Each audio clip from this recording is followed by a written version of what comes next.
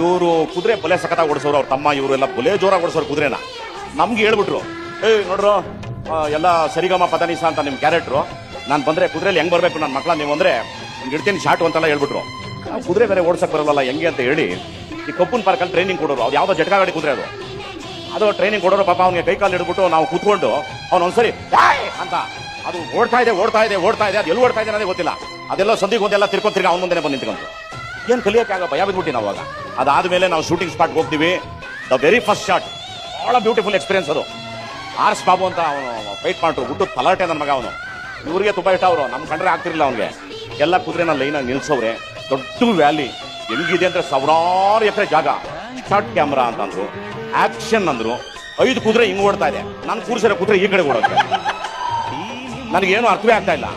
ಜೋರಾಗಿ ಒಂದು ವಾಯ್ಸ್ ಮಾತ್ರ ಕೇಳ್ತಾ ಇತ್ತು, ಪುಡಿ ಪುಡಿ ಲಗಾಮ್ ಪುಡಿ ಲಗಾಮ್ ಪುಡಿ. ಯಾವನ್ನ ಪುಡಿ ತಗೊಂಡಾಗ ಬಗಾರ ಅಂತ ವಗಾಯಿಸಿ. ಆಮೇಲೆ ಇವ್ರು ನೋಡಿದ್ರು ಎಲ್ಲ ಚಡ್ಡಿ ಕಾಣಂಗೆ ಎಲ್ಲ ಅರ್ಧೋಗ್ಬಿಟ್ಟಿತ್ತು. ಬಂದಾಗ ನೋಡಿದ್ರು ಸತ್ಕೆ ತಗೋಬಿಟ್ರೆ ನನ್ನ ಮಕ್ಕಳು ಶೂಟಿಂಗ್ ನಿಂತೋಗ್ಬಿಡುತ್ತೆ, ನನಗೆ ಇವ್ರು ಸಾಹಸ ಬೇಡ ಅಂತೇಳಿ ಆಲ್ ಕುದುರೆ ಕ್ಯಾನ್ಸಲ್, ನನ್ನ ಮಕ್ಕಳು ಸ್ಕೂಟರ್ ಹಾಕಿ ಅಂತಂದ್ರು. ಅವಾಗ ಬಂದಿದ್ದು ಬೈಕು ನಂದೇ ಓನು. ನಾನು ಅದನ್ನ ಬಹಳ ಕಷ್ಟಪಟ್ಟು ಇಟ್ಕೊಂಡಿದ್ದೆ ಅದನ್ನ.